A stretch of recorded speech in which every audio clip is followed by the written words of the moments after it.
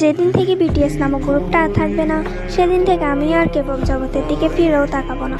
কারণ তখন আর এমা লাইভে এসে আর্মিদেরকে পড়তে বসতে বলবে না, জিনা লাইভে এসে খাবার খাবে না, যে হোক আর কষ্ট লুকিয়ে আর্মিদেরকে হাসতে শিখাবে না, তখন সুগা আর আর্মিদের সাথে অভিমান করবে না, জিমিনা লাইভে এসে আর্মিদের সাথে ফ্লার্টিং করবে না, ভি আর বাচ্চাদের মতন দুষ্টুমি করবে না, তখন জেকে আর লাইভে এসে ঘন্টার পর ঘন্টা গেম খেলবে না, আর্মিদের গান গেয়ে শোনাবে না, তখন আর কেউ আর্মি বলে ডাকবে না, তখন থাকবে না বিটিএস নামক কোনো গ্রুপ, থাকবে না আর্মি নামক লাখ লাখ প্রজাপতি।